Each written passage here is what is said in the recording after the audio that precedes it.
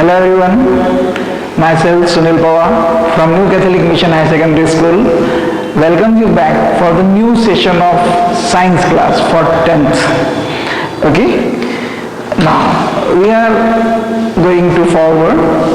Okay, as you can see that we are taking the chapter 6 life processes and it is divided into the second part because we are talking about the nutrition, first life process, and in this nutrition we already learned in our previous video, that is the autotropic nutrition, or we in detail we learn about the nutrition in plants. So in this video we are going to cover nutrition in animals, that means the second mode of nutrition, that is the heterotopic mode of nutrition.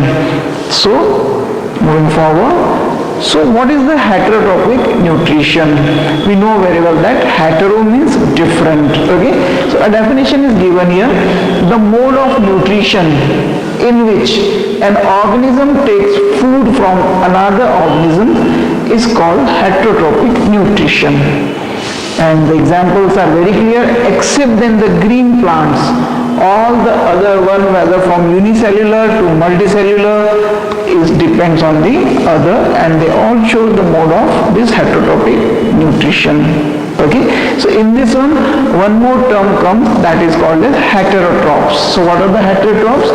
It is an organism that is unable to synthesize its own food and therefore has to rely on other sources, and specifically plant and animal matter. That means, which one is called as heterotrophs? The category of the organism who is unable to produce their own food, but for their nutritional requirement or for their nutrients, that depends on the other organism, whether it is plants or animals. Okay, so I think so it is very clear what is the heterotopic mode of nutrition.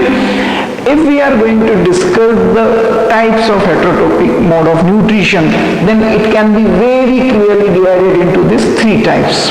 Okay, in which first is saprophytic nutrition, second is Holozoic mode of nutrition, and third is parasitic nutrition. Okay, so these three different types of heterotopic mode of nutrition is there, in which when we discuss about the saprophytic mode of nutrition, then this word sapros give the meaning that is the decaying or the decayed. That means simply saprophytic nutrition is what, or the saprophytic mode of nutrition is what? The mode of nutrition in which organisms obtain their food from the decaying organic matter. That is called as saprophytic nutrition. Okay, so in this one you can see that in saprophytic nutrition the organism secretes the digestive juices on the food, and the food is digested while it is still to be ingested, and the ingested food is then ingested by the organism. All the decomposers follow the saprophytic nutrition. Even some insects like houseflies, they also belong to the same one. Okay, so with this paragraph or with this description, we can conclude that these organisms are having the special category. They are unable to intake the food as it is. As it is means what? Not in the complex form. They are unable to digest inside the body. So basically these organisms are used to digest the food outside the body by secreting some enzymes. Okay, and this enzymes is responsible to decompose or simplify the complex organic matter into simple one, and then this simple organic matter is ingested or taken in by this organism in the readily available form. So that's why this category is called as saprophytic mode of nutrition, and these organisms are called as saprophytes. Okay, the fungus, and these are the good example of this saprophytic mode of nutrition. Then here we are going to discuss the second mode of nutrition, that is the Holozoic mode of nutrition. This one is made up of two terms, whole and zoic. Whole means complete, as a whole, without decomposition, without breaking down into the simple one. Okay, and zoic means like the zoon. Zoon means what? Animal. That means the mode of nutrition which is basically observed and occurs in the animals, that is called as Holozoic mode of nutrition. Okay, in this one what happened? As the first word is giving the meaning, that is whole. Whole means what? As a whole. As a whole means what? Complete. That means without decomposition or without breaking down the food.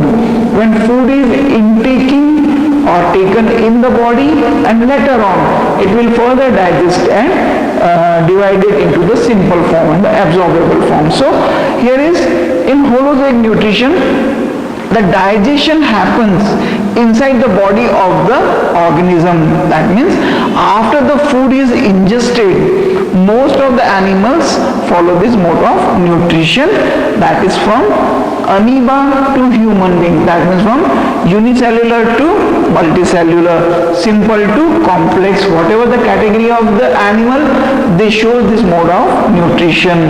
Again I am revising. Holozoic mode of nutrition is such mode of nutrition in which organism taking in the food as it is, whatever the complex composition of it, and then later on after the ingestion they digested it, perform the different one. So as you know that this complex food is taken in, so therefore it need to digest, it need to absorb, and it to perform in the different ways. So here these 5 steps are there for this Holozoic mode of nutrition, in which first is ingestion, second is digestion, third is absorption, fourth is assimilation, and fifth one is egestion. Simply ingestion means what? Intaking of food. Okay, so it is taking in of food by animals with the help of different organs. Just like that, we are having this oral aperture which is called as mouth, and with the help of this body appendages, we call it the hands, we are taking in food. Similarly, other organisms are also performed in the same other ways too. Digestion, the literal meaning of digestion is to break. That means when the digestion of food is taking place, it means what? The complex organic matter is breaking down into the simple one with the help of the enzymes which is secreted by the glands. Okay, now then next one thing, this digestion can be further divided into 2 types. One is intracellular digestion, and second is extracellular digestion. Intracellular digestion means what? Intra means inside and extra means outside. That means when the digestion is performed or taking place inside the cell of the cell body, that is called as intracellular. And almost all unicellular organisms are the best example of this intracellular digestion, while the extracellular digestion is what?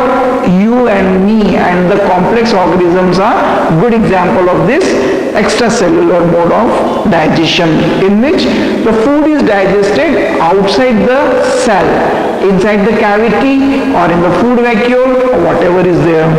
Okay, and third part is absorption, the process by which digested food is absorbed. So basically when the food is taken in, after taking in it is digested, and after digested when it converted from complex to simple, insoluble to soluble, and unabsorbable form to absorbable form of food, then this readily available food is absorbed by the different parts of the body, especially we will talking later on it, that is the alimentary canal, and this is called as absorption. Then the assimilation. Assimilation means to restore the complex condition, to recompose. Okay, The absorbed food components utilized by the cell for the synthesis of complex food material. Just like that, amino acids further compose into the proteins. Fatty acids again compose in the form of the fats. Simple carbohydrates, monosaccharides turns into the polysaccharides and the complex matter, sugar and this one thing. And finally the digestion, the process of elimination of undigested food from the body. Such part of the food which remain undigested, then it is released out from the body, but it is eliminated out from the body, that in the form of the digestion. Okay, now so basically we are discussing this one in the complex one, but this holozoic mode of nutrition is also observed in the unicellular organism, just like amoeba, paramecium, euglena, whatever is there. Okay, so here we are discussing about this holozoic mode of nutrition in the amoeba. Okay, in this holozoic mode of nutrition, this amoeba is also perform all these 5 stages of nutrition, that is ingestion, digestion, absorption, assimilation and digestion. Okay, you know that this amoeba is a unicellular structure. In this unicellular structure there is absence of mouth or oral aperture, but still this amoeba perform this ingestion with the help of the cell membrane. Here one term I want to make you clear, that is called as endocytosis and exocytosis. Endo and exo. Endo means inward and exo means outward. When the food is taken in by the cell by engulfing, that is called as endocytosis. Okay, and when it will eject out or when it will eliminate out from the cell membrane, that is called as exocytosis. Okay, so here you can see that during this ingestion, when this food comes in contact with the amoeba cell membrane, okay, remember here this endocytosis further divided into 2 categories. One is phagocytosis and second is pinocytosis. Phagous means to eat and pino means to drink. That means when solid food particles is taken in by this cell membrane of the amoeba, that is called as phagocytosis. And when there is the soluble or dissolved material in the form of the solution is taken in, that is called as the pinocytosis. Both are the form of the endocytosis. Okay, so here you can see that as the food comes in contact with the amoeba, then it starts to grow an invagination. That means this is the surface. When food comes in contact with this one, it immediately shows this invagination just to engulf it. Then what you observe? It starts growing further in the form of this pseudopodia, and which is finally responsible to cover it, and later this constriction will responsible to releasing, and this food in the form of this food vacuole inserted in the cell. So this is the ingestion, and you can see that without digesting, a complex food material is taken in without any oral aperture or the mouth. So even this simple unicellular organism or animal can also ingest it. Then the second step is the digestion. As I told you earlier, there are 2 types of digestion, intra and extracellular. So here the food is digested inside the cell. That's why it is called as intracellular digestion. Whatever the proteolytic enzymes and digestive enzymes which secreted by this cell is now diffuses in this food vacuole, and this food which is present in it is digested. So this second step is over, that is the digestion. Then third one is the absorption. Now this food vacuole which contain digested as well as few undigested part of the food. Then with the help of the cyclosis means what? The movement of this cytoplasm in a cyclic manner is performed inside the cell. That's why it is called as endocytosis. Okay, and on the basis of the diffusion gradient, this dissolved food material is diffuses out from this membrane of this food vacuole and it distributed uniformly in this cell. Now finally the fourth term, that is the assimilation. In this assimilation, you can see that whatever the food which distributed uniformly in this cytoplasm, it is further composed and reconstructed in the complex form. Now finally what happened? The food which remained undigested in the food vacuole is need to eliminate out. Then the last and fifth part, that is the digestion, is performed by this organism, and if this one, the last stage, that is the exocytosis. Exo means outside. So just by growing this external surface, and finally this food is released out. So you can see that even in the single cell structure, this complex process of this Holozoic mode of nutrition can be performed. So it is a very good example of this mode of nutrition. Now we are moving forward to discuss the third mode of nutrition, that is called as parasitic mode of nutrition. We already discussed in our previous video what is the parasites. Okay, parasites are actually the category of the organism who obtain their food in the readily available form from the living host. Okay, so here the organism which lies inside or outside another organism, that is the host, and derives nutrition from it, is known as parasites, and this type of mode of nutrition is called parasitic nutrition. Here the one thing is very clear: these parasites may be out of different basis, we can categorize them. Likewise the internal parasite and external parasite. Internal parasite means what? The category of the parasites who remain inside the body of the host, that is called as internal parasite. Just like you are very well familiar with the plasmodium, you are quite aware of the malarial parasite. So it is responsible for, it is a good example of internal parasite. Okay, some multicellular also there, just like the this one Taenia solium, and these are the good example. Ascaris is also what you call, that is the roundworm. It is also a good example of internal parasite. While if you observe the external parasites, then also this one, mosquitoes, leech, ticks, lice, bed bugs, these all are the example of external parasite. One more thing, we can also categorize them in other way also, that is the temporary parasite and permanent parasite. Temporary parasite means what? One who use this host body temporarily. Temporarily means what? Not for the complete life cycle, but only for part of nutrition. To receive only this nutrition, they comes to the host body and again run away or move away from this host body.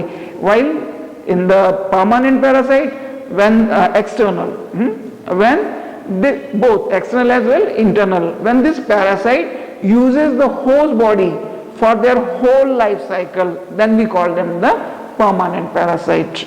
So now we are moving forward.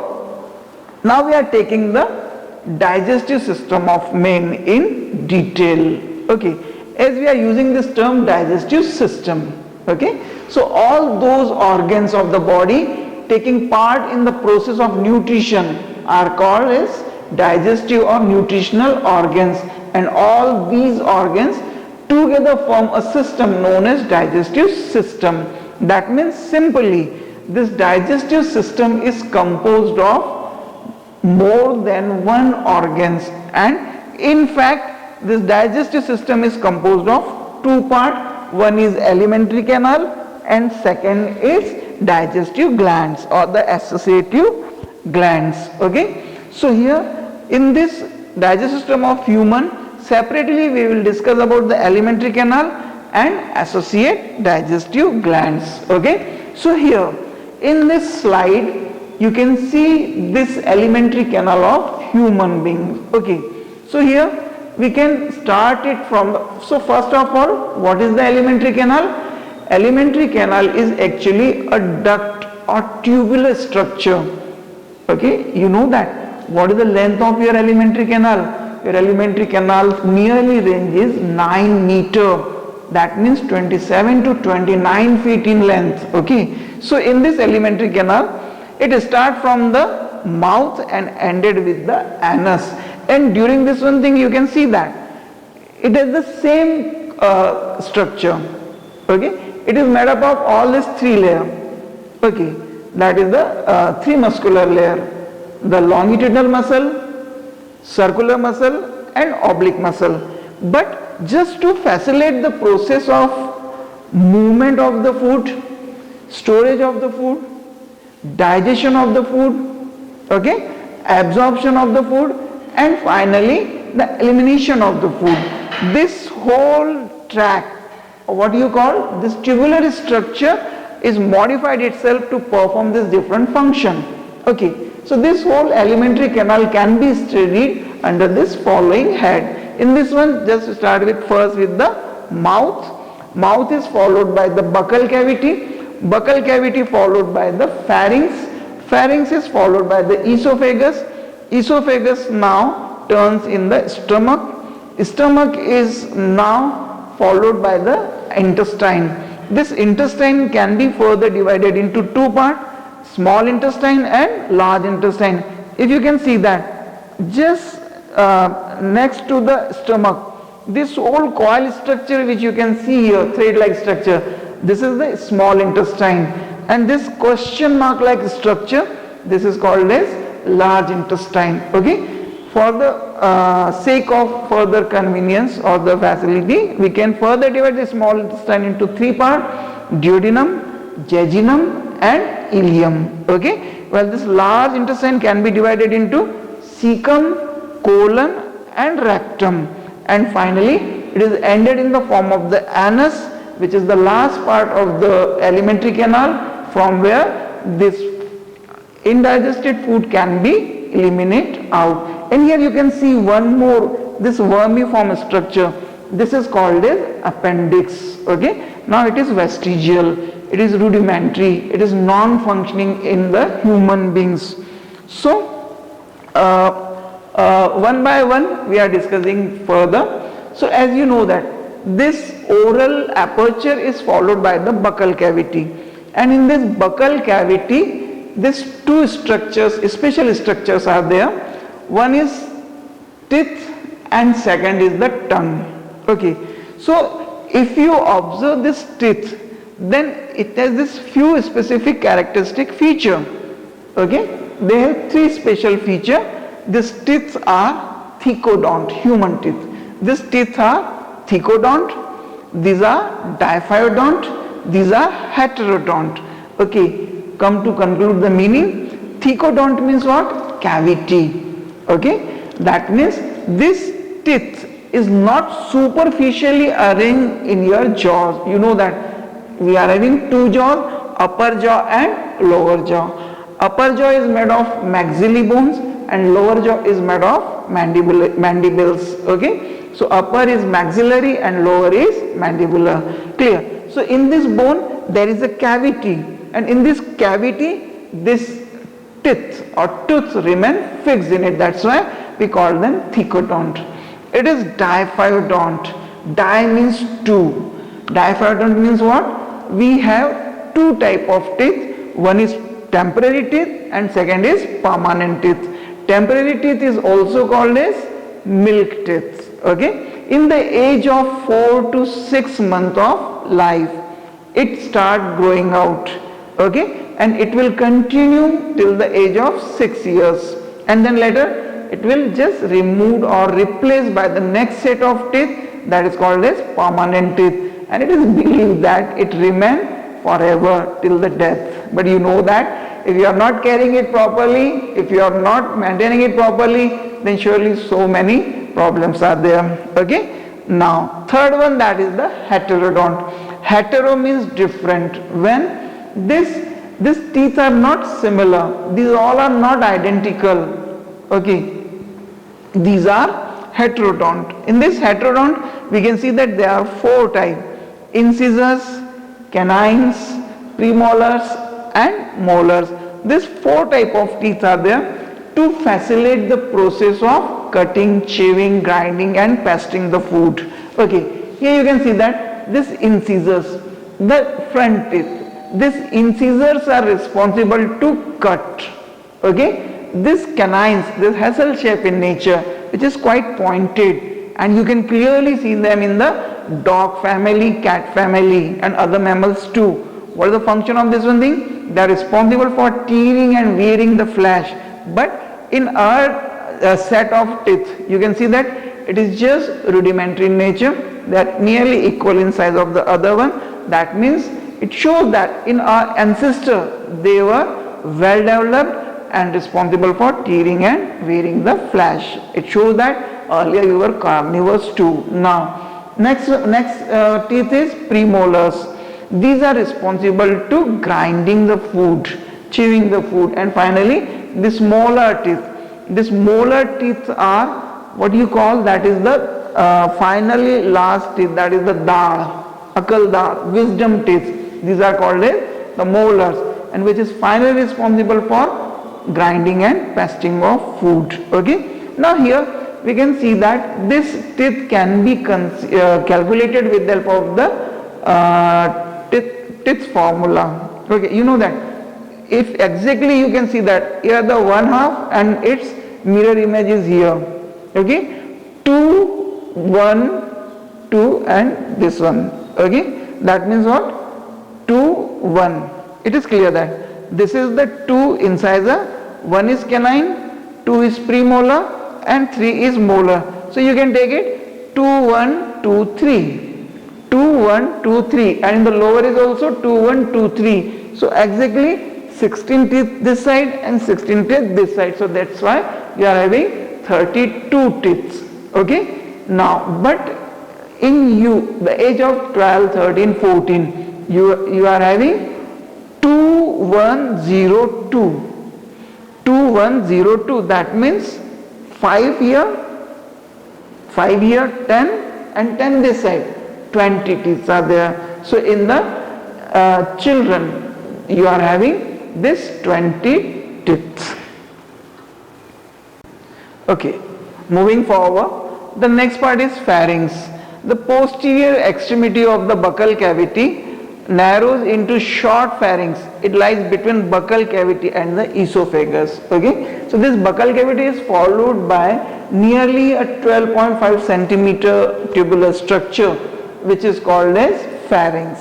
Okay, and in this pharynx there are 3 openings. One is nasopharynx, second is oropharynx and third is esopharynx. Okay, nasopharynx is what? This nasal tract is open in the form of the 2 aperture, that is the 2 nasopharynx, 1 oral aperture, that is the oropharynx, and 1 esophagus is there. So this 1 more aperture is there, that is called as the esopharynx. So this way this pharynx is just facilitate this process, and here is also this trachea or this larynx is also remain there. Now this pharynx is immediately followed by the next one, that is the esophagus. This esophagus is a muscular tube-like structure. Okay, and it is nearly 25 centimeter in length. Okay, and what is the function? It connects the pharynx to the stomach, and it shows the peristaltic movement. Remember this term, that is called as peristaltic movement. This peristaltic movement means what? A rhythmic contraction expansion of the circular and longitudinal muscle, which is responsible to force this food from buccal cavity to stomach.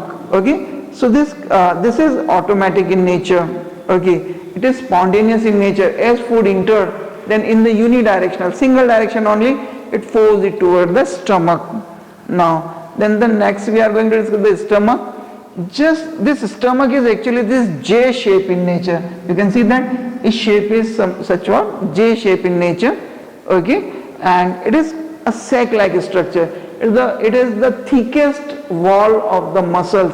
All 3 muscles are well developed, circular, longitudinal and oblique, and it is responsible for holding this food inside it, okay, and it is also helping for churning the food.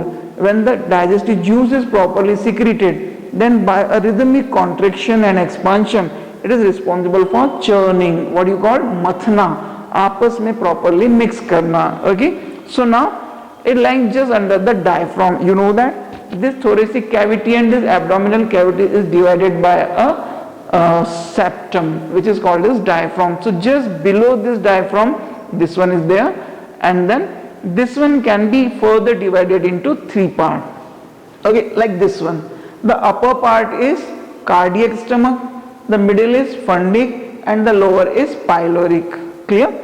Actually it is not divided in the form of the septa, but just to facilitate the process of digestion, it divides into three, okay. And here you can see that two walls are there.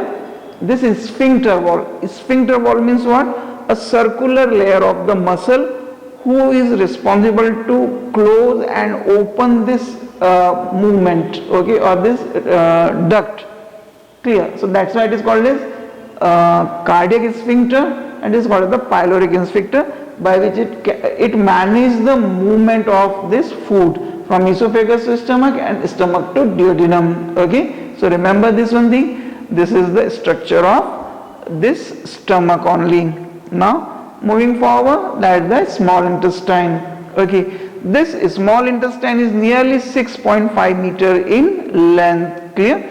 It lies coiled up in the abdominal cavity, and it has three parts, as we discussed earlier also: duodenum, jejunum and ileum.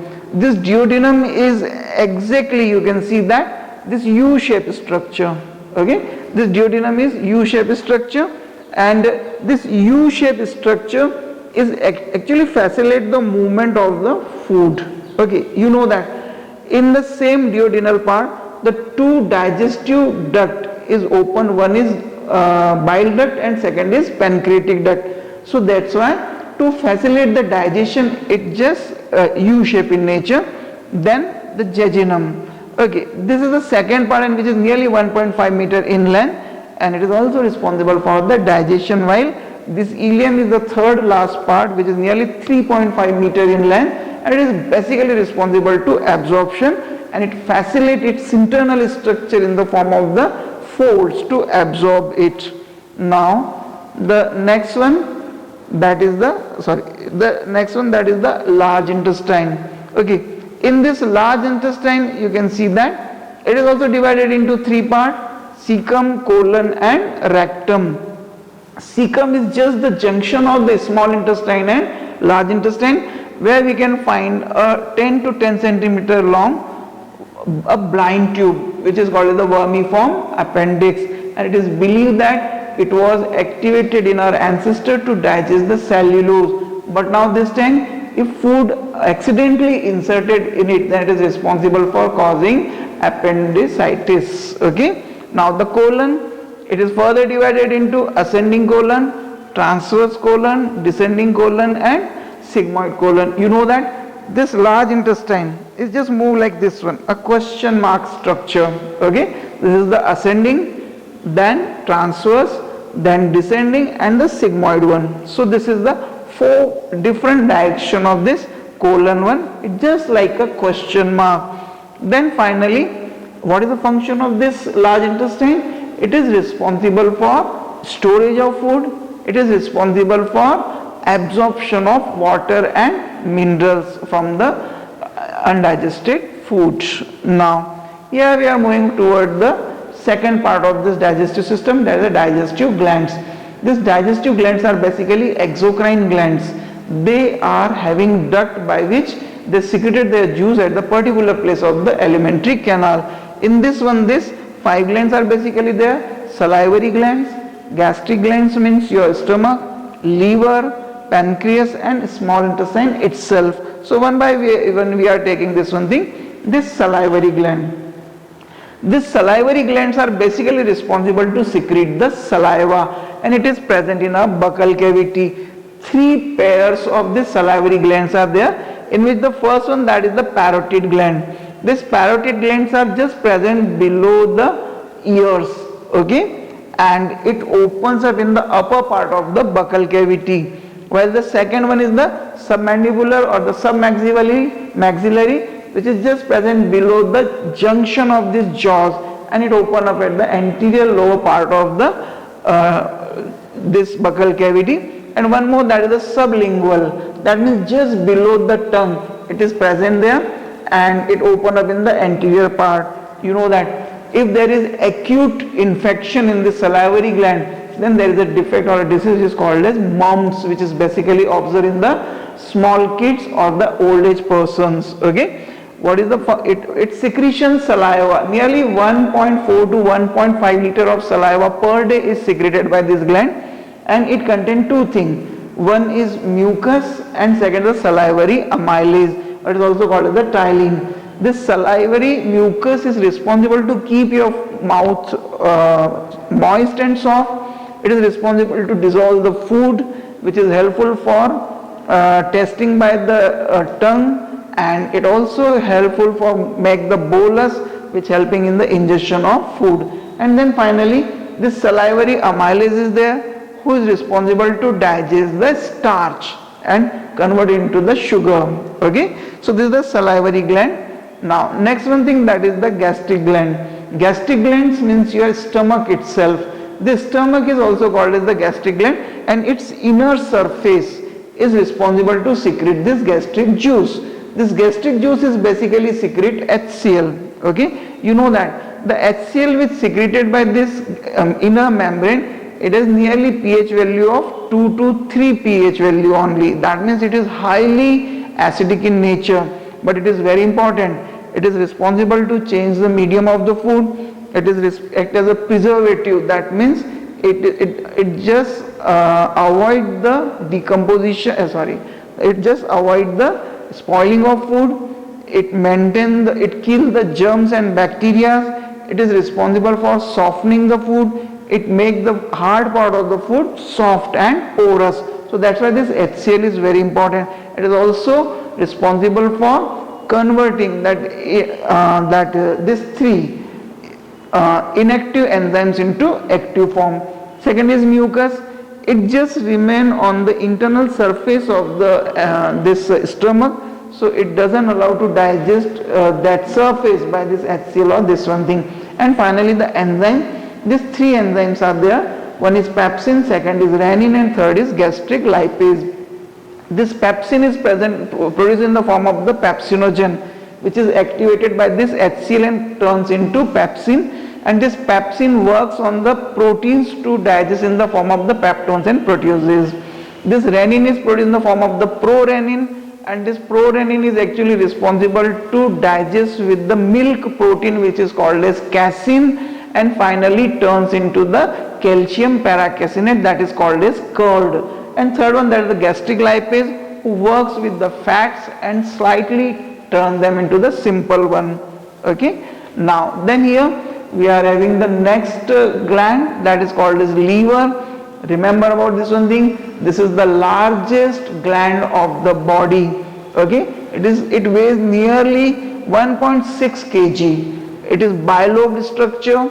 It is brown to reddish in color, okay, and it secrete bile juice, which first collected in the gallbladder, and through this bile duct it open up into the duodenum. Okay, so with this one thing we can see that this is considered the most vital organ of the body, because it is of great importance. Just like that, it produces the bile juice, okay.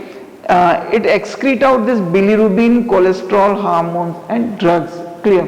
This bilirubin is actually produced by the breaking down of the dead RBCs. Okay, that means the hemoglobin is decomposed in the form of the bilirubin, and later on it will release out in the form of the excretory material. Suppose that if liver is not functioning properly, then this bilirubin will be stored in the blood and you can suffer from jaundice. Okay, then it is responsible for enzymatic activation by changing the pH value. It stores the glycogen, vitamins and minerals. This vitamin A, B and D is stored in the liver. Then you can also see that it also produces plasma protein heparin. This is the anticoagulatory protein who doesn't allow to clot the blood in the body. Okay, and also helpful for producing such factor which is responsible for clotting also. When there is an injury, then it can be clotted with the help of this prothrombin and fibrinogen. Clear? In the fetus stage, it also produces RBCs, that's why it is also called as hemopoietic organ. In extreme cold condition, by increasing the catabolic process, it also produces the heat energy. So it is also the heat producing organ too. Now we move forward to the next digestive gland, which is called as pancreas. This pancreas is a leaf-like structure which is just present behind the stomach, and it also open up in the duodenum. Okay, it is called as mixed gland. Why we call it the mixed gland? Because it is exocrine as well as endocrine, because along with the digestive juice it also produces hormone, okay, that is the insulin and glucagon, which is responsible to control the blood sugar level. Okay, so it has such this specific cell that is called as the islets of Langerhans, which is responsible for maintaining this insulin and this thing. Clear? Now it also produces this trypsinogen, chymotrypsin, stiepsin. These two are basically proteolytic enzyme. Stiepsin work with this carbohydrate and this one thing, and it produces the insulin and glucagon, which is responsible to control the blood sugar level, and disturbance of this one can cause diabetes. Now then finally the small intestine. This small intestine is basically secrete its own juice by the internal surface, and togetherly we call this this complex of juice enzyme is a succus entericus, or simply intestinal juice. Clear? It contains lipase, it works with the fats. Okay, this enteropeptidase, it is responsible for conversion of trypsinogen into trypsin, that in the active form. The sucrase, who works with the sucrose sugar to convert in the monosaccharides. This maltase, who work with the maltose sugar to convert into the monosaccharides. This lactase, who work with the lactose sugar to convert into the glucose and fructose. This nucleases, who work with the nucleic acid to turns into the nucleosides. All the four nucleotide and sites are there. This arginase, who work with the arginine and turns into the urea. So final digestion takes place by the succus entericus, which is secreted by the small intestine. Now then this way the food is digestion is started from the buccal cavity and finally ended with the anterior part of the small intestine. Then later on, the latter part of the small intestine is responsible for this absorption of food.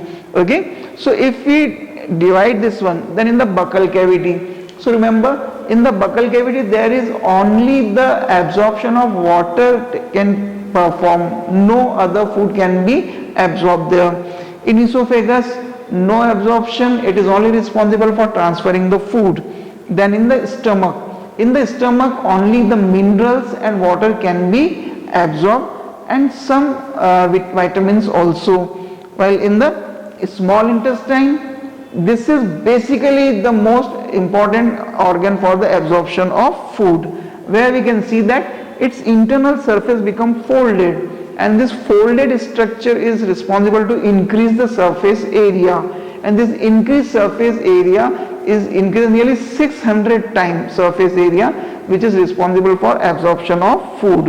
And finally in the large intestine basically responsible for storage of food, undigested food, but later on it is also responsible for the water and the minerals too. Then here we are moving forward with the next step, that is the assimilation and the ingestion of food. Assimilation means to synthesize or to compose. As we know that because of digestion, the food which absorbed is turns into the simplest form. So this simple sugar converted into the complex sugar, monosaccharide turns into the polysaccharides, okay, simple polypeptide turns into the proteins, simple fatty acid turns into fats, simple amino acids will turns into the protein, and this procedure is called as assimilation, and it performs in the different parts of the food according to its need. And finally the digestion of food. The food which is stored in the large intestine finally through the that is the anus, by opening the sphincter wall after a regular interval and the pressure, it eliminates out from the body. It is called as the digestion of food. Okay, so with the help of this complete discussion, we can now finally able to understand what is the holozoic mode of nutrition and how it can be performed in unicellular organism and complex organism. Okay, I hope so. You all learned it very well. Just repeat it twice and thrice so you can understand properly. Okay, so take care and thank you very much for listening carefully. Okay, and we will meet in the next video with the next part of this life processes part 1. Thank you very much. See you.